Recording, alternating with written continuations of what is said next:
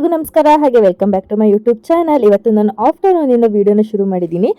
ಇವತ್ತು ನಮ್ಮ ಮಂಡ್ಯದಲ್ಲಿ ಮಾವು ಹಲಸು ಮೇಳನ ಅರೇಂಜ್ ಮಾಡಿದ್ರು. ಅದೇ ಅರೇಂಜ್ ಮಾಡಿ ಒಂದು 2 to 3 ಡೇಸ್ ಆಗಿಬಿಟ್ಟಿದೆ. ನಮ್ಮಮ್ಮ ಇನ್ನೂ ಎಲ್ಲರೂ ಹೋಗಿದ್ದಾರೆ, ನಾವೇ ಹೋಗಿಲ್ಲ, ಬಾ ಬಾ ಬಾ ಅಂತ ಹಿಂಸೆ ಮಾಡ್ತಾಯಿತ್ತು. ಅದಕ್ಕೆ ಸರಿ ಆಯಿತು, ಅದನ್ನು ನೋಡಿಕೊಂಡು ಹಾಗೆ ಸ್ವಲ್ಪ ಹೇರ್ ಕಟ್ ಮಾಡಿಸ್ಕೊಬರೋಣ ಅಂತ ಅಂದ್ಕೊಂಡೆ. ಅಂದರೆ ನಂದು ಕರ್ಲಿ ಹೇರ್ ಅಲ್ವಾ, ಯಾವುದೇ ಥರ ಹೇರ್ ಸ್ಟೈಲ್ ಅಷ್ಟೊಂದೆಲ್ಲ ಸೂಟ್ ಆಗಲ್ಲ. ಅದಕ್ಕೆ ಅವ್ರನ್ನೇ ಸಜೆಷನ್ ತೊಗೊಂಡು ಯಾವ ಥರ ಹೇರ್ ಕಟ್ ಮಾಡಿಸ್ಬೋದು ಅಂತ ಕೇಳಿಕೊಂಡು ಹೇರ್ ಕಟ್ ಮಾಡಿಸೋಣ ಅಂತ ಡಿಸೈಡ್ ಮಾಡಿದ್ದೀನಿ. ಅದಕ್ಕೆ ಫಸ್ಟ್ ಮಾವು ಹಲಸು ಮೇಳಗೆ ಹೊಟ್ಟೋದ್ವಿ. ನಾವು ಹೋಗಿದ್ದು ಆಫ್ಟರ್ನೂನ್ ಆಗಿತ್ತಲ್ವ, ಅಷ್ಟೊಂದು ಜನ ಎಲ್ಲ ಏನೂ ಜಾಸ್ತಿ ಇರಲಿಲ್ಲ. ಆಲ್ರೆಡಿ ಇದು ಕ್ಲೋಸ್ ಆಗಿಬಿಟ್ಟಿರುತ್ತೆ ಅಂತ ಅನ್ಸುತ್ತೆ, ಯಾಕಂದರೆ ನಾನು ಲೇಟಾಗಿ ವೀಡಿಯೋ ಅಪ್ಲೋಡ್ ಮಾಡ್ತಿದ್ದೀನಲ್ಲ, ಅದಕ್ಕೆ ಕ್ಲೋಸ್ ಆಗಿಬಿಟ್ಟಿರುತ್ತೆ. ನಂಗೆ ಸ್ವಲ್ಪ ಊರಿಗೆಲ್ಲ ಹೋಗಿ ಬರೋದೆಲ್ಲ ಕೆಲಸ ಇತ್ತು, ಅದಕ್ಕೆ ಎಡಿಟಿಂಗಿಗೆ ಟೈಮೇ ಆಗಿರಲಿಲ್ಲ. ಅದಕ್ಕೆ ಮೀಶೋದೆಲ್ಲ ಒಂದು ಮಾಡ್ಕೊಂಡಿದ್ನಲ್ಲ ಅಂತ ಅದನ್ನು ಹಾಕಿದ್ದೆ.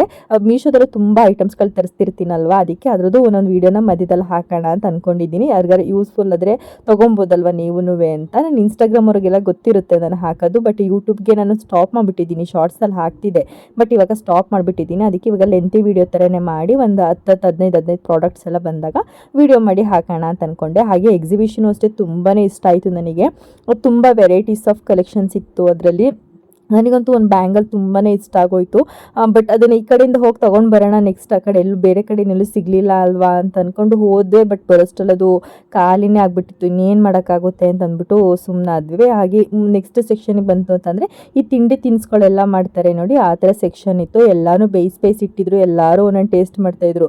ನಾನು ಅಷ್ಟೇ ರಾಗಿ ಬೋಟಿನ ಟೇಸ್ಟ್ ಮಾಡಿದೆ, ನಿಜ ನಂಗೆ ಸಖತ್ ಇಷ್ಟ ಆಗೋಯಿತು. ಸ್ವಲ್ಪ ಹೆಲ್ದಿನೂ ಕೂಡ ಅನ್ಹೆಲ್ದಿನೂ ಕೂಡ ಅಲ್ವಾ, ಎರಡು ಮಿಕ್ಸ್ ಇರೋ ತಿನ್ನಬೇಕು. ಕಂಪ್ಲೀಟಾಗಿ ನಾನು ಹೆಲ್ದಿ ತಿಂತೀನಿ ಅಂದರೆ ಅದೇ ಕಾರಣಕ್ಕೂ ಆಗಲ್ಲ, ಕಂಪ್ಲೀಟಾಗಿ ಅನ್ಹೆಲ್ದಿನೂ ತಿನ್ನಬಾರ್ದು ಅಲ್ವಾ. ಅದಕ್ಕೆ ರಾಗಿ ಬೋಟಿನೂ ಸ್ವಲ್ಪ ತೊಗೊಂಡ್ವಿ. ಹಾಗೆ ಅದು ಎಣ್ಣೆ ನಾವೇ ಮಳೆ ಕರ್ಕೊಳ್ಳೋದು. ಅಲ್ಲಿ ಕದ್ದಿ ಅಂದರೆ ಟೇಸ್ಟಿಗೆ ಇಟ್ಟಿರ್ತಾರೆ ಅಲ್ವಾ. ಹಾಗೆ ಒಂದು ಗೋಬಿ ಮಿಕ್ಸ್ ಮಸಾಲಾನು ಇಟ್ಟಿರೋ, ಅಂದರೆ ರೆಡಿ ಮಸಾಲ. ಜಸ್ಟ್ ಅದಕ್ಕೆ ಕಾರ್ನ್ಫ್ಲವರ್ ಹಾಕ್ಕೊಂಡು ಜಸ್ಟ್ ಮಿಕ್ಸ್ ಮಾಡಿ ಎಣ್ಣೆಗೆ ಬಿಡೋದಷ್ಟೇ. ಬಟ್ ನನಗೇನೋ ಅಷ್ಟು ಇಷ್ಟ ಆಗಲಿಲ್ಲ, ಜಾಸ್ತಿ ಮಸಾಲೆ ಥರ ಫೀಲ್ ಆಯಿತು ನನಗೆ. ಅದಕ್ಕೆ ಅದು ಬೇಡ ಅಂತಂದ್ಬಿಟ್ಟು ನಮಗೆ ಏನು ಇಷ್ಟ ಆಯಿತು, ಮತ್ತು ಅಗಸೆ ಬೀಜನ ಅಲ್ಲಿ ಫ್ರೈ ಮಾಡಿ ಇಟ್ಟಿದ್ರು, ಅಂದರೆ ಹುರಿದಿರೋ ಅಗಸೆ ಬೀಜ ಇತ್ತು, ಅದನ್ನು ತೊಗೊಂಡು ಬಂದ್ವಿ. ಹಾಗೆ ಇನ್ನು ಹೊರಗಡೆ ಬಂದ್ವಿ ಅಂತಂದರೆ ಚಾಟ್ಸ್ ಇತ್ತು. ಇನ್ನೂ ಅವಾಗ ತಾನೇ ಜಸ್ಟ್ ಶುರುವಾಗಿರೋದ್ರಿಂದ ಇದೆಲ್ಲ ಈವ್ನಿಂಗ್ ಮೇಲೆ ಸ್ವಲ್ಪ ಜಾಸ್ತಿ ಇರುತ್ತೆ, ಮಧ್ಯಾಹ್ನ ಟೈಮೆಲ್ಲ ಸ್ವಲ್ಪ ಕಮ್ಮಿ ಇಲ್ಲ. ನಾನು ಜಾಸ್ತಿ ಜನ ಬರಲ್ವೇನೋ ಅಂದ್ಕೊಂಡೆ, ಬಟ್ ನಾನು ಹೇರ್ ಕಟ್ ಮುಗಿಸ್ಕೊಂಡು ರಿಟರ್ನ್ ಬರ್ಬೇಕಾದ್ರೆ ನೋಡಿದ್ರೆ ತುಂಬ ಜನ ಇದ್ದರು. ಅವಾಗ ಇನ್ನೂ ಏನೇನೋ ಇತ್ತಂತೆ, ನಾನು ಸ್ವಲ್ಪ ಮಿಸ್ ಮಾಡಿಕೊಂಡೆ ಅಂತ ಅನಿಸ್ತು. ಹಾಗೆ ನನ್ನ ಫ್ರೆಂಡ್ ಕೂಡ ಸಿಕ್ಕಿದ್ಲು ಇಲ್ಲಿ, ಅವಳನ್ನು ಮೀಟ್ ಮಾಡಿಕೊಂಡು ನೆಕ್ಸ್ಟ್ ನಾನು ಹೇರ್ ಕಟ್ಗೆ ಹೋದ್ವಿ. ಗೂಗಲಲ್ಲೆಲ್ಲ ಸರ್ಚ್ ಮಾಡಿ ಈ ಮಿರಾಕಲ್ ಟಚ್ ಅನ್ನೋ ಒಂದು ಸಲೂನ್ಗೆ ಬಂದೆ ನಾನು. ನಿಜವಾಗ್ಲೂ ನಾನು ಈ ಥರ ಎಲ್ಲ ಪಾರ್ಲರ್ಗೆಲ್ಲ ಹೋಗೋದು, ಸಲೂನ್ಗೆಲ್ಲ ಹೋಗೋದು, ಹೇರ್ ಕಟ್ ಮಾಡಿಸೋದು ಅದೆಲ್ಲ ನನಗೆ ಇಷ್ಟನೇ ಇರಲಿಲ್ಲ. ನನಗೆ ಹೇರ್ ಕಟ್ ಮಾಡಿಸೋದು ಅಂತಂದ್ರೇ ಭಯ ಆಯ್ತಾಯಿತ್ತು, ಫುಲ್ಲು ಶಾರ್ಟ್ ಹೊಡೆದ್ಬಿಡ್ತಾರೇನೋ ಅಂತ ಒಂದ್ಸಲ ನನಗೆ ಆ ಥರ ಎಕ್ಸ್ಪೀರಿಯನ್ಸ್ ಆಗಿತ್ತು. ಅದಕ್ಕೇನೆ ಅಮ್ಮನೂ ಸ್ವಲ್ಪ ಕಟ್ ಮಾಡಿಸ್ಕೊಳ್ತೀನಿ ಅಂತಂದರು. ಅವ್ರು ನಮಗೆ ಏನು ಸಜೆಷನ್ ಕೊಟ್ಟರು ಅಂತಂದರೆ, ನಿಮ್ಮದು ಕರ್ಲಿ ಹೇರ್ ಅಲ್ವಾ, ನೀವು ಯಾವುದೇ ಥರ ಶೇಪ್ ಮಾಡಿಸಿದ್ರು ಸುಮ್ಮನೆ ಕೂದಲೆಲ್ಲ ವೇಸ್ಟ್ ಆಗುತ್ತೆ, ಚೆನ್ನಾಗಿ ಕಾಣಿಸಲ್ಲ, ಜಸ್ಟ್ ಯು ಶೇಪ್ ಮಾಡಿ ಅಂತಂದರು. ನನಗೆ ಫ್ರಂಟಲ್ಲಿ ಸ್ವಲ್ಪ ಸ್ಟೆಪ್ ಕಟ್ ಥರ ಮಾಡಿಬಿಟ್ಟು ಬ್ಯಾಕಲ್ಲಿ ನನಗೆ ಯು ಶೇಪ್ ಮಾಡಿದ್ರು. ನಿಜ ನನಗಂತೂ ತುಂಬಾ ಇಷ್ಟ ಆಯಿತು, ತುಂಬ ಚೆನ್ನಾಗಿ ಅವ್ರು ನಮ್ಮನ್ನ ಟ್ರೀಟ್ ಮಾಡಿದ್ರು. ಅವ್ರ ಜೊತೆ ಎಲ್ಲ ಮಾತಾಡಿಕೊಂಡು ಎಷ್ಟು ಬೇಗ ಟೈಮ್ ಆಯಿತು ಅಂತಲೇ ಗೊತ್ತಿಲ್ಲ. ಹಾಗೆ ರಶ್ ಕೂಡ ಇತ್ತು ಅಲ್ಲಿ. ಬಟ್ ಮಂಡ್ಯದಲ್ಲಿ ಬೆಸ್ಟ್ ಸಲೂನ್ ಅಂತ ನನಗೇನು ಅನಿಸ್ತಂದ್ರೆ, ನಾನೆಲ್ಲೂ ಹೊರಗಡೆ ಎಲ್ಲ ನೋಡಿಲ್ವಲ್ಲ, ನಾನು ಹೋಗಿದ್ದೆ ಫಸ್ಟ್ ಅಲ್ಲಿಗೆಲ್ಲ, ಅದಕ್ಕೆ ಬೆಸ್ಟ್ ಅಂತ ಅನಿಸ್ತು. ಹಾಗೆ ಮನೆಗೆ ಬಂದು ನೋಡ್ಕೊಳ್ತಿದ್ದೆ. ನಾನು ಜಾಸ್ತಿ ತುರುಪು ಕಟ್ತೀನಲ್ವ, ಎಲ್ಲದೂ ಇದಕ್ಕೆ ಅಡ್ಜಸ್ಟ್ ಆಗುತ್ತಾ ಅಂತ.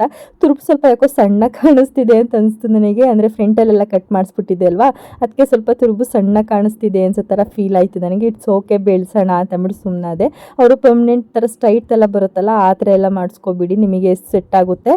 ಕೂದಲೆಲ್ಲ ತುಂಬ ಹಾಳಾಗಿದೆ ಅಂತೆಲ್ಲ ಹೇಳ್ತಿದ್ರು. ಆ್ಯಕ್ಚುಲಿ ನನಗೆ ಹೇರ್ ಕೇರ್ ಮಾಡೋಕ್ಕೆ ನನಗೆ ಟೈಮ್ ಆಗ್ತಾಯಿಲ್ಲ, ಅದಕ್ಕೇನೆ ಇಲ್ಲ ಮೇಡಮ್ ನೋಡಿ ನಾನು 2 ಮಂತ್ಸ್ ಬಿಟ್ಕೊಂಡು ಯೋಚನೆ ಮಾಡ್ತೀನಿ ಅಂತ ಹೇಳಿದ್ದೀನಿ.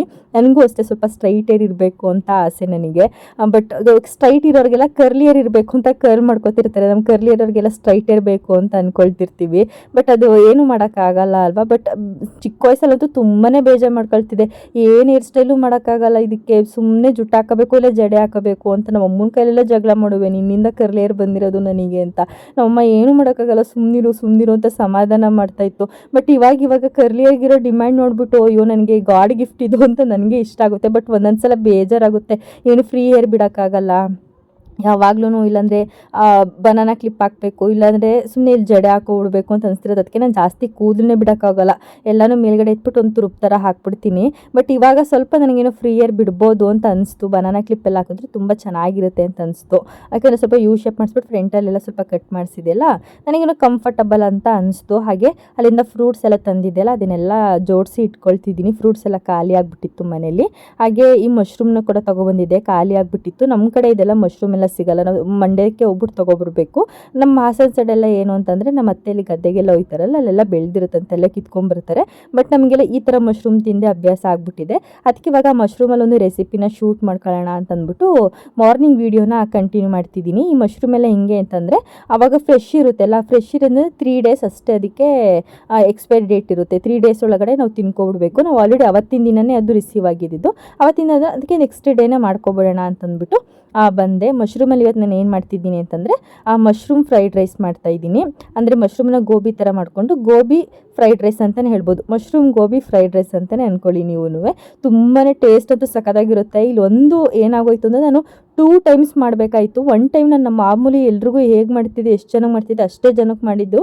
ಬಟ್ ಖಾಲಿನೇ ಆಗೋಯ್ತು. ನಮ್ಮ ಅಪ್ಪಂಗೆ ಸಾಕೇ ಆಗಲಿಲ್ಲ, ನಮ್ಮ ಅಪ್ಪಂಗೂ ನನ್ನ ತಮ್ಮಂಗೆ ಖಾಲಿ ಆಗಿಬಿಟ್ಟಿತ್ತು ಅದು. ಅದಕ್ಕೆ ಅವರಿಬ್ಬರಿಗೂ ಜಸ್ಟ್ ಬರೀ ನಾರ್ಮಲ್ ಫ್ರೈಡ್ ರೈಸ್ ಮಾಡಿಕೊಟ್ಟಿದ್ದಾಯಿತು ಸೆಕೆಂಡ್ ಟೈಮು. ಅಯ್ಯೋ ಪಾಪ ಅವ್ರು ತಿನ್ನಬೇಕಾಗಿತ್ತು ಅಂತ ಅನಿಸ್ತಿತ್ತು ನನಗೆ. ಸ್ವಲ್ಪ ಜಾಸ್ತಿ ಕ್ವಾಂಟಿಟಿಲಿ ಮಾಡಬೇಕಿತ್ತು ಅಂತ ಅನಿಸ್ತಿತ್ತು, ಯಾಕಂದರೆ ಅಷ್ಟೊಂದು ಚೆನ್ನಾಗಿತ್ತು. ಅದಕ್ಕೆ ಅದು ಖಾಲಿನೇ ಆಗೋಯ್ತು. ಅದಕ್ಕೀಗ ಫಸ್ಟು ನಮ್ಮ ಮನೇಲಿ ಬೆಳಗ್ಗೆ ಎದ್ದು ಮಾಡೋ ಕೆಲಸ ಏನಂದರೆ, ನಾನು ಸ್ವಲ್ಪ ಬಿಸಿನೀರಿಗೆ ಅರಿಶಿನ ಮತ್ತು ನಿಂಬೆಹಣ್ಣೆ ಹಿಂಡ್ಕೊ ಕುಡಿದ್ಬಿಟ್ಟು ನಮ್ಮ ಮನೆಯವ್ರಿಗೆಲ್ಲರಿಗೂ ಕಾಫಿ ಕೊಡ್ತೀನಿ. ನಮ್ಮ ಅಪ್ಪಾಜಿಗೆ ಶುಗರ್ಲೆಸ್ಸು, ನಾನು ಶುಗರ್ ಹಾಕಲ್ಲ, ಇದು ಬೆಲ್ಲ, ಆರ್ಗ್ಯಾನಿಕ್ ಬೆಲ್ಲ ಇರುತ್ತಲ್ಲ, ಆರ್ಗ್ಯಾನಿಕ್ ಬೆಲ್ಲ ಹಾಕ್ಬಿಟ್ಟು ನನ್ನ ತಮ್ಮಂಗೆ ಮತ್ತು ನಮ್ಮ ಅಮ್ಮಂಗೆ ಕೊಡ್ತೀನಿ. ಹಾಗೆ ನಮ್ಮ ಪಾಪಗೆ ಇದು ಬಾದಾಮಿ ಹಾಲು ಕೊಡ್ತೀನಿ. ಅವನಿಗೆ ಕಾಫಿ ಎಲ್ಲ ಕೊಡಲ್ಲ ನಾನು. ನಿಜವಾಗ್ಲೂ ಬೆಳಿಗ್ಗೆ ಇದ್ದರೆ ಬೇಗ ಎಲ್ಲ ಕೆಲಸ ಮುಗಿಯುತ್ತೆ ಅಂತ ಅನಿಸ್ತಿರುತ್ತೆ. ಲೇಟಾಗಿ ಎದ್ದರೆ ಲೇಟಾಗಿ ಕೆಲಸ ಆಗ್ತಿರುತ್ತೆ. ಇವಾಗೆತ್ತು ಬೇಗ ಎದ್ದೇಳ್ತಿರೋದ್ರಿಂದ ಒಂದು 10 ಗಂಟೆ ಅಷ್ಟರಲ್ಲೇ ಎಲ್ಲ ಕೆಲಸ ಆಗೋಗ್ಬಿಟ್ಟಿರುತ್ತೆ.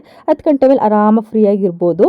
ಹಾಗೆ ನಾನು ಹಾಲು ಕಾಯಿಸಿರ್ತೀನಲ್ಲ, ಅದಕ್ಕೇನೆ ಸ್ವಲ್ಪ ನೀರು ಹಾಕ್ಬಿಟ್ಟು ಅಪ್ಪಂಗೆ ಗಂಜಿನೂ ಕೂಡ ರೆಡಿ ಮಾಡಿಬಿಡ್ತೀನಿ. ಅಂದರೆ ಹಾಲ್ದೆಲ್ಲ ಅಲ್ಲೇ ಉಳ್ಕೊಂಡಿರುತ್ತಲ್ಲ, ಆ ಗಂಜಿ ಟೇಸ್ಟ್ ಕೂಡ ಚೆನ್ನಾಗಿರುತ್ತೆ ಅಂತ ಸುಮ್ಮನೆ ಮತ್ತೆ ಇನ್ನೊಂದು ಎಕ್ಸ್ಟ್ರಾ ಪಾತ್ರೆ ಎಲ್ಲ ಮಾಡ್ಕೊಳಕ್ಕೆ ಹೋಗಲ್ಲ, ಅದರಲ್ಲೇ ಗಂಜಿನೂ ಕೂಡ ಮಾಡ್ಕೊಬಿಡ್ತೀನಿ. ಹಾಗೆ ಅದಕ್ಕೆ ರೈಸ್ ಬೇಕಿತ್ತಲ್ಲ ಫ್ರೈಡ್ ರೈಸ್ಗೆ, ಅದಕ್ಕೆ ರೈಸ್ನ ಕುಕ್ ಮಾಡ್ಕೊಳಕ್ಕೆ ಸೈಡಿಗೆ ಇಟ್ಟಿದ್ದೆ. ನನಗೆ ಇತ್ತೀಚೆಗೆ ಹೆಂಗಾಗ್ಬಿಟ್ಟಿದೆ ಅಂದರೆ, ಈ ವಿಶಾಲ್ ಆಯಿತು ಅಂತಂದರೆ ಭಯ ಆಯ್ತಿರುತ್ತೆ. ಯಾಕಂದರೆ ಒಂದ್ಸಲ ಫುಲ್ಲು ಕಿತ್ಕೊಂಡ್ಬಿಟ್ಟಿತ್ತು ಸುತ್ತ ಎಲ್ಲ. ಅದನ್ನ ನೆನೆಸ್ಕೊಂಡಾಗೆಲ್ಲ ವಿಶಾಲ್ ಆದರೆ ನಾನು ಒಂದಷ್ಟು ದೂರ ಹೊಂಟೋಗಿರ್ತೀನಿ. ಅದು ಇವಾಗ ನೋಡಿದ್ರೆ ನಾನು ನಿಂತಿದ್ದಂಗೆ ವಿಶಾಲ್ ಆಗೋಯ್ತು ನನಗೆ. ಅದಕ್ಕೆ ಭಯ ಆಗಿ ಫಸ್ಟ್ ಅದನ್ನು ಮುಗ್ತಿದ್ದು. ಒಂಥರ ಪ್ರೆಸ್ಸು ಮಾಡಬಾರ್ದು ಅಂತ ಹೇಳ್ತಾರೆ, ಬಟ್ ನನಗೆ ಸಖತ್ ಭಯ ಆಗ್ತಿದೆ ಇತ್ತೀಚೆಗೆ ಕುಕ್ಕರಲ್ಲೆಲ್ಲ ಅಡುಗೆ ಮಾಡೋದು ಅಂತಂದರೆ. ಬಟ್ ಏನೂ ಮಾಡೋಕ್ಕಾಗಲ್ಲ, ಬೇಗ ಆಗಬೇಕು ಅಂದರೆ ಮಾಡಲೇಬೇಕಲ್ವ. ಇವಾಗ ಮಶ್ರೂಮ್ನೆಲ್ಲ ನೀಟಾಗಿ ವಾಶ್ ಮಾಡ್ಕೊಂಡು ಈ ಥರ ಪೀಸ್ ಮಾಡ್ಕೊಂಡಿದ್ದೀನಿ. ಅದಕ್ಕೆ ಸ್ವಲ್ಪ ಖಾರ ಪುಡಿ, ಗರಂ ಮಸಾಲ, ಹಾಗೆ ಚಿಕನ್ ಮಸಾಲ, ರುಚಿಗೆ ತಕ್ಕಷ್ಟು ಉಪ್ಪು, ಹಾಗೆ 1 ಸ್ಪೂನು ಮೈದಾ ಹಿಟ್ಟು, ಒಂದು 2 ರಿಂದ 3 ಸ್ಪೂನು ಕಾರ್ನ್ಫ್ಲೋರ್ನ ಹಾಕ್ಕೊಂಡು ಮಿಕ್ಸ್ ಮಾಡ್ಕೊಳ್ತಿದ್ದೀನಿ. ಇದಕ್ಕೇನು ಜಾಸ್ತಿ ಏನೂ ಹಾಕಬೇಕಾಗಿಲ್ಲ, ಇಷ್ಟು ಹಾಕಿದ್ರೆ ಸಾಕು. ಗೋಬಿಗೆ ಏನು ಹಾಕ್ತೀವಿ ಅದೇ ರೀತಿಯಾಗಿ ಹಾಕಬೇಕು. ಸ್ವಲ್ಪ ವಾಟರ್ನ ಆ್ಯಡ್ ಮಾಡಿಕೊಂಡು ನೀಟಾಗಿ ಈ ಥರ ಮಿಕ್ಸ್ ಮಾಡಿಕೊಂಡು ಮ್ಯಾರಿನೇಟ್ ಆಗೋಕ್ಕೆ ಸ್ವಲ್ಪ ಹೊತ್ತು ಸೈಡಿಗೆ ಎತ್ತಿಟ್ಬಿಡಬೇಕು. ಒಂದು 1/4 ಗಂಟೆ 20 ನಿಮಿಷ ಆದರೆ ಸಾಕು. ಮ್ಯಾರಿನೇಟ್ ಆಗಲಿಲ್ಲ ಅಂದರೆ ಏನೂ ಪ್ರಾಬ್ಲಮ್ ಇಲ್ಲ, ಚೆನ್ನಾಗೇ ಆಗುತ್ತೆ. ಇವಾಗ ಅದಕ್ಕೆ ಫಸ್ಟು ಗೋಬಿ ಮಾಡ್ಕೊಬಿಡೋಣ ಅಂತ ಅಂದ್ಬಿಟ್ಟು ಎಣ್ಣೆ ಕಾಯೋಕ್ಕೆ ಇಟ್ಕೊಳ್ತಿದ್ದೀನಿ. ನಿಜವಾಗ್ಲೂ ಎಷ್ಟು ಬೇಗ ಮಾಡಿದ್ರು ಟೈಮ್ ಆಗ್ತಿದೆಯೋ ಅನ್ಸೋ ಥರ ಫೀಲ್ ಆಗ್ತಿತ್ತು ನನಗೆ. ಅದಕ್ಕೆ ಒಂದು ಕಡೆ ಗೋಬಿ ಎಲ್ಲ ಬೇಯಿಸ್ಕೊಳ್ಳೋಷ್ಟರಲ್ಲಿ ಇನ್ನೊಂದು ಸೈಡು ನಾನು ವೆಜಿಟೇಬಲ್ಸ್ನೆಲ್ಲ ಕಟ್ ಮಾಡ್ಕೊಬಿಡೋಣ ಫ್ರೈಡ್ ರೈಸ್ಗೆ ಅಂತಂದ್ಬಿಟ್ಟು ಗೋಬಿ ಎಲ್ಲ ಹಾಕ್ಕೊಳ್ತಿದ್ದೆ. ನೋಡಿ ಎಷ್ಟು ಚೆನ್ನಾಗಿತ್ತು ಗೊತ್ತಾ. ಹಾಗೆ ಕೊಟ್ಟರು ಕೂಡ ತಿನ್ಕೊಡ್ಬೋದಾಯ್ತು. ಇದನ್ನೇನು ಮತ್ತೆ ನಾವು ಗೋಬಿ ಥರ ಮಾಡಬೇಕು ಅಂತಲೇ ಅನಿಸ್ಲಿಲ್ಲ. ಅಂದರೆ ಮಸಾಲೆ ಎಲ್ಲ ಹಾಕಿ ಮಾಡ್ತಾರಲ್ಲ ಆ ಥರ ಎಲ್ಲ ಮಾಡಬೇಕು ಅಂತಲೇ ಅನಿಸ್ತಿರಲಿಲ್ಲ. ಈ ಥರ ಡ್ರೈ ಮಶ್ರೂಮೇ ತುಂಬಾ ಚೆನ್ನಾಗಿತ್ತು ನಿಜವಾಗ್ಲೂ. ನಾನು ನಿಜ ಹೇಳ್ಬೇಕಂದ್ರೆ ಮಶ್ರೂಮ್ನ ನಾನು ಇದೇ ಫಸ್ಟ್ ಟೈಮ್ ಟೇಸ್ಟ್ ಮಾಡಿದ್ದೆ. ನಾನು ಎಷ್ಟೇ ಸಲ ಪಲಾವ್ಗೆಲ್ಲ ನಾನೇ ಹಾಕಿ ಮಾಡಿದ್ರು ನಾನು ಮಶ್ರೂಮ್ನ ತಿಂತಿರಲಿಲ್ಲ. ಬಟ್ ಇದರಲ್ಲಿ ನಾನು ಮಶ್ರೂಮ್ನ ತುಂಬ ಚೆನ್ನಾಗಿ ತಿಂದೆ, ನನಗೆ ತುಂಬ ಚೆನ್ನಾಗಿದೆ ಅಂತ ಅನಿಸ್ತು. ಅಷ್ಟರಲ್ಲಿ ಬೇಕಾಗಿದೆ ಅಂತ ಅಂದರೆ ಫ್ರೈಡ್ ರೈಸ್ಗೆ ಏನೇನು ಬೇಕೋ ಅದನ್ನೆಲ್ಲನೂ ಕಟ್ ಮಾಡಿ ಇಟ್ಕೊಂಡಿದ್ದೆ. ಈರುಳ್ಳಿ, ಹಾಗೆ ದಪ್ಪಮೆಣಸಿನ್ಕಾಯಿ, ಮೆಣಸಿನ್ಕಾಯಿ, ಕ್ಯಾರೆಟು, ಬೀನ್ಸ್ ಇದ್ದರು ಅಂದರೆ ಬೀನ್ಸ್ ಹಾಕೋಬೋದು. ಬೀನ್ಸ್ ಖಾಲಿ ಆಗಿಬಿಟ್ಟಿತ್ತು, ಅದಕ್ಕೆ ನಾನು ಬೀನ್ಸ್ ಹಾಕ್ಕೊಂಡಿಲ್ಲ. ಇವಾಗ ಫ್ರೈಡ್ ರೈಸ್ ಮಾಡ್ಕೊಳ್ಳೋಕ್ಕೆ ಒಂದು ಬಾಣಲಿಗೆ ಎಣ್ಣೆ, ಹಾಗೆ ಕರ್ಬೇವಿನ ಸೊಪ್ಪು, ಹಾಗೆ ಒಂದು 4 ಮೆಣಸಿನ್ಕಾಯಿನ ಉದ್ದುದಕ್ಕೆ ಹೆಚ್ಚಾಕೊಂಡಿದ್ದೀನಿ. ಸಣ್ಣಕ್ಕೆ ಹೆಚ್ಚಾಕೊಂಡ್ರೆ ಸ್ವಲ್ಪ ಬಾಯಿಗೆ ಸಿಕ್ಬಿಡುತ್ತೆ ಅಂತ ಉದ್ದುದಕ್ಕೆ ಹೆಚ್ಚಾಕೊಂಡೆ. ಹಾಗೆ 2 ಈರುಳ್ಳಿನ ಅಂದರೆ ಮೀಡಿಯಮ್ ಸೈಜಲ್ಲಿ ಕಟ್ ಮಾಡ್ಕೊಂಡಿದ್ದೀನಿ. ಈರುಳ್ಳಿ ತುಂಬ ಸಣ್ಣಕ್ಕೂ ಕತ್ತರಿಸಿಲ್ಲ, ಸ್ವಲ್ಪ ಮೀಡಿಯಮ್ ಸೈಜಲ್ಲಿ ಕಟ್ ಮಾಡಿಕೊಂಡು ಈರುಳ್ಳಿ ಸ್ವಲ್ಪ ಕಲರ್ ಚೇಂಜ್ ಆಗೋವರೆಗೂ ಫ್ರೈ ಮಾಡಿಕೊಂಡು ಅದಕ್ಕೆ ಶುಂಠಿ ಬೆಳ್ಳುಳ್ಳಿ ಪೇಸ್ಟ್ ಹಾಕ್ಕೊಳ್ತಿದ್ದೀನಿ. ಹಾಗೆ ಶುಂಠಿ ಬೆಳ್ಳುಳ್ಳಿ ಪೇಸ್ಟ್ ಹಸಿ ವಾಸನೆ ಹೋದಾದಮೇಲೆ ದಪ್ಪಮೆಣಸಿನ್ಕಾಯಿ ಮತ್ತು ಕ್ಯಾರೆಟ್ನ ಮಿಕ್ಸ್ ಮಾಡಿಕೊಂಡು ನೀಟಾಗಿ ಸ್ವಲ್ಪ ಅದನ್ನು ಬೇಯಿಸ್ಕೊಳ್ತಿದ್ದೀನಿ ತರಕಾರಿನ. ಅಂದರೆ ತರಕಾರಿ ಇದೇ ಸ್ಟೇಜಲ್ಲಿ ಬೇಯಬೇಕು. ನೆಕ್ಸ್ಟ್ ನಾವು ಅನ್ನ ಹಾಕಿ ಮಿಕ್ಸ್ ಮಾಡಿಬಿಡ್ತೀವಿ ಅಷ್ಟೇನೆ. ಅದಕ್ಕೆ ತರಕಾರಿ ಎಲ್ಲ ಬೇಯಲಿ ಅಂತ ಅದಕ್ಕೆ ಸ್ವಲ್ಪ ಸಾಲ್ಟ್ ಹಾಕ್ಕೊಳ್ತಿದ್ದೀನಿ. ಇವಾಗ ನಾನು ಸಾಲ್ಟ್ ಹಾಕ್ತಿರೋದು ಜಸ್ಟ್ ತರಕಾರಿಗಳು ಬೇಯೋಕ್ಕಷ್ಟೇನೆ. ನಮಗೆ ನೆಕ್ಸ್ಟು ಅನ್ನ ಹಾಕಿದ್ಮೇಲೆ ಬೇಕಾದ್ರೆ ನಾವು ಹಾಕ್ಕೋಬೋದು. ಇವಾಗ ಖಾರಕ್ಕೆ ಎಷ್ಟು ಬೇಕಷ್ಟು ಚಿಲ್ಲಿ ಪೌಡರು, ಹಾಗೆ ಚಿಕನ್ ಮಸಾಲ, ಗರಂ ಗರಂ ಮಸಾಲ ಇದು ಹಾಕಿದ್ರೇ ಟೇಸ್ಟ್ ಬರೋದು. ಇಲ್ಲ ಅಂತಂದರೆ ಫ್ರೈಡ್ ರೈಸ್ ಮಸಾಲ ಅಂತಲೂ ಬರುತ್ತೆ, ಬಟ್ ನನಗೆ ಅದೆಲ್ಲ ಅಷ್ಟು ಇಷ್ಟ ಆಗಲ್ಲ. ಅದಕ್ಕೆ ನಾನು ಚಿಕನ್ ಮಸಾಲ ಗರಂ ಮಸಾಲನೇ ಹಾಕ್ಕೊಂಡು ತರಕಾರಿ ಎಲ್ಲ ಚೆನ್ನಾಗಿ ಬೇಯಿಸ್ಕೊಂಡು ನೆಕ್ಸ್ಟ್ ಈಗ ಗೋಬಿ ರೆಡಿ ಮಾಡಿ ಇಟ್ಕೊಂಡಿರ್ತೀವಲ್ಲ ಮಶ್ರೂಮ್ ಗೋಬಿನ, ಆ ಮಶ್ರೂಮ್ ಗೋಬಿನ ನಾನು ಇವಾಗ ಹಾಕ್ಕೊಂಡು ಸ್ವಲ್ಪ ಮಿಕ್ಸ್ ಕೊಡ್ತಿದ್ದೀನಿ. ಅಷ್ಟರಲ್ಲಿ ಅನ್ನ ಕೂಡ ಸ್ವಲ್ಪ ತಣ್ಣಗಾಗಕ್ಕೆ ಅಂತ ಎತ್ತಿಟ್ಟಿದ್ದೆ. ನಮ್ಮನೇಲಿ ಸ್ವಲ್ಪ ಎಲ್ಲ ಜಾಸ್ತಿ ಕ್ವಾಂಟಿಟಿಲಿ ಮಾಡಬೇಕು. ನಾವು ಮಿನಿಮಮ್ ನಮ್ಮ ಮನೇಲಿ 4 ಜನ, ಹಾಗೆ ಬೇಕ್ರಿಲಿ ಒಬ್ಬರು ಒಂದು 5 ಜನ ಇದ್ದೀವಲ್ವ, 5 ಜನಕ್ಕೆ ಬೇಕಾಗೋಷ್ಟು ಮಾಡಬೇಕು ಅಂತಂದರೆ ಸ್ವಲ್ಪ ಜಾಸ್ತಿ ಕ್ವಾಂಟಿಟಿಲೇ ಮಾಡ್ತೀನಿ ನಾನು. ಹಾಗೆ ಅನ್ನಕ್ಕೆ ಎಷ್ಟು ಬೇಕು ಅಷ್ಟು ಸಾಲ್ಟ್ನ ಹಾಕ್ಕೊಂಡು ಲಾಸ್ಟಿಗೆ ಸ್ವಲ್ಪ ಕೊತ್ತಂಬರಿ ಸೊಪ್ಪು ಉದುರಿಸ್ಬಿಟ್ರೆ ನಿಜವಾಗ್ಲೂ ಎಷ್ಟು ಚೆನ್ನಾಗಿರುತ್ತೆ ಗೊತ್ತಾ ಮಶ್ರೂಮ್ ಫ್ರೈಡ್ ರೈಸ್ ಗೋಬಿ. ಒಂದ್ಸಲ ಟ್ರೈ ಮಾಡಿ ನಾರ್ಮಲ್ ಫ್ರೈಡ್ ರೈಸ್ಗಿಂತ. ಎಲ್ಲರೂ ಇಷ್ಟಪಟ್ಟು ತಿಂತೀರೋ ಅಷ್ಟು ಚೆನ್ನಾಗಿರುತ್ತೆ. ನಿಮ್ಮ ಮನೇಲಿ ಮಕ್ಳು ಏನಾರು ಇತ್ತು ಅಂತಂದರೆ ತುಂಬಾ ಇಷ್ಟಪಡ್ತಾರೆ ಇದನ್ನು. ನಮ್ಮ ಮನೇಲಿ ಇದನ್ನು ನಾನು 2 ಸಲ ಮಾಡಿದ್ದಾಯಿತು ತಿಂಡಿ. ಇವತ್ತು ಮಾರ್ನಿಂಗ್ ನಾನು 2 ಟೈಮ್ಸ್ ಮಾಡಿದ್ದೀನಿ. ನಿಮ್ಗೆ ಆಲ್ರೆಡಿ ಹೇಳಿದೆ ಅಲ್ವಾ ಖಾಲಿ ಆಗ್ಬಿಡ್ತು ಬೇಗ ಎಲ್ಲ ಅಂತಂದ್ಬಿಟ್ಟು. ಹಾಗೆ ನಾನು ಸ್ವಲ್ಪ ಬೇಗ ತಿಂಡಿ ರೆಡಿ ಮಾಡಿದ್ದೆ ಅಲ್ವಾ, ಅದಕ್ಕೆ ಅದನ್ನೆಲ್ಲ ಹಾಟ್ ಬಾಕ್ಸ್ಗೆ ಹಾಕಿಡ್ತಿದ್ದೀನಿ. ಅಂದರೆ ತಣ್ಣಗಾಗ್ಬಿಟ್ರೆ ಚೆನ್ನಾಗಿರಲ್ಲ ಅಂತಂದ್ಬಿಟ್ಟು ಹಾಟ್ ಬಾಕ್ಸ್ಗೆ ಹಾಕಿ ಇಟ್ಬಿಡೋಣ ಅಂತಂತ ಎಲ್ಲನೂ ಹಾಟ್ ಬಾಕ್ಸ್ಗೆ ಹಾಕ್ತೀನಿ. ನಮ್ಮಲ್ಲಿ ಆಲ್ಮೋಸ್ಟ್ ಎಲ್ಲನೂ ಹಾಟ್ ಬಾಕ್ಸ್ಗೆ ಹಾಕ್ಬಿಡೋದು. ಯಾಕೆ ಅಂತಂದರೆ ಸುಮ್ಮನೆ ಬೇಕ್ರಿಗೆಲ್ಲ ಕೊಟ್ಕೊಳ್ಳೋಷ್ಟರಲ್ಲಿ ಸುಮಾರು ಅಂದರೆ 9-10 ಗಂಟೆ ಆಗಿಬಿಡುತ್ತೆ. ಅದಕ್ಕೆ ಟೈಮ್ ಆಗಿಬಿಡುತ್ತೆ ಅಂತಂದ್ಬಿಟ್ಟು ಹಾಟ್ ಬಾಕ್ಸ್ಗೆ ಹಾಕಿಟ್ಟು ನಮ್ಮ ಪಾಪು ಸ್ಕೂಲಿಗೆ ಹೋಗ್ತಿದ್ನಲ್ಲ, ಅವನಿಗೆ ಸ್ವಲ್ಪ ಎಲ್ಲ ತಿಂಡಿ ತಿನ್ನಿಸ್ಕೊಡ್ತಿದ್ದೆ. ತುಂಬ ಹಠ ಮಾಡ್ತಿದ್ದ. ಅದಕ್ಕೆ ತಿಂಡಿ ಎಲ್ಲ ತಿನ್ನಿಸ್ಕೊಟ್ಟು ಸ್ಕೂಲಿಗೆ ಕಳಿಸ್ಬಿಟ್ಟು ಅವನಿಗೆ ನೆಕ್ಸ್ಟು ನಂದೇನೇನು ಕೆಲಸ ಇರುತ್ತೆ ಅದನ್ನೆಲ್ಲ ಮುಗಿಸ್ಕೊಳ್ಳೋಣ ಅಂತಂದ್ಬಿಟ್ಟು ಅವನ್ನ ಸ್ಕೂಲಿಗೆ ಕಳಿಸ್ದೆ. ನೆಕ್ಸ್ಟ್ ನಾನು ಒಂದು ಹೆಲ್ದಿ ಜ್ಯೂಸ್ನ ರೆಡಿ ಮಾಡ್ಕೊಳ್ಳೋಣ ಅಂತ ಅಂದ್ಕೊಂಡೆ. ಯಾಕಂದರೆ ಈ ಜ್ಯೂಸ್ಗೆ ನಾನು ಇತ್ತೀಚೆಗೆ ತುಂಬಾ ಅಡಿಕ್ಟ್ ಆಗಿಬಿಟ್ಟಿದ್ದೀನಿ. ಯಾಕಂದರೆ ತುಂಬಾ ಚೇಂಜಸ್ ಆಗಿದೆ. ನನ್ನ ಸ್ಕಿನ್ ಚೆನ್ನಾಗಾಗ್ತಿದೆ, ಹಾಗೆ ನನ್ನ ಹೇರ್ ಗ್ರೋತ್ ಆಗ್ತಿದೆ, ಹೇರ್ ಫಾಲ್ ತುಂಬಾ ಕಮ್ಮಿ ಆಗಿದೆ.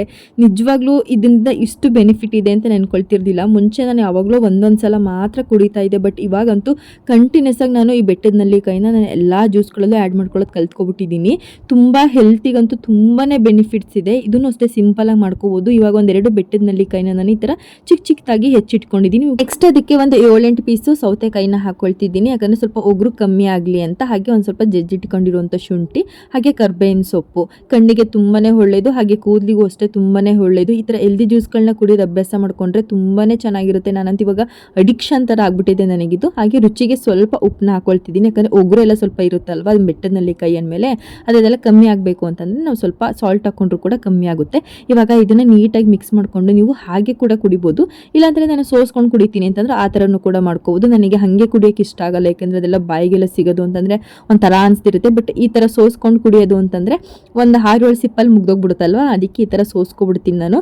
ನಿಮ್ಗೆ ಹೆಂಗೆ ಕಮ್ಮಿ ಆಗುತ್ತೆ ಹಾಗೆ. ನಾನು ಜಾಸ್ತಿ ಇದನ್ನು ಸಣ್ಣಕ್ಕೆ ರುಬ್ಕೊಂಡಿದ್ರೆ ಬೇಕಾದ್ರೆ ಹಾಗೆ ಕುಡಿಬೋದು, ಬಟ್ ಈ ಮಿಕ್ಸಿಲಿ ಸ್ವಲ್ಪ ಜಾಸ್ತಿ ಸಣ್ಣಕ್ಕೆ ರುಬ್ಬಲ್ಲ. ಅದಕ್ಕೋಸ್ಕರ ಈ ಥರ ಮೀಡಿಯಮಲ್ಲಿ ರುಬ್ಬುತ್ತಲ್ಲ ಈ ಥರ ಜ್ಯೂಸ್ನ ಅದರಿಂದ ಎಕ್ಸ್ಟ್ರಾಕ್ಟ್ ಮಾಡಿಕೊಂಡು ಈ ಜ್ಯೂಸ್ನ ಡೈಲಿ ಇವಾಗ ಕುಡಿತಿದ್ದೀನಿ.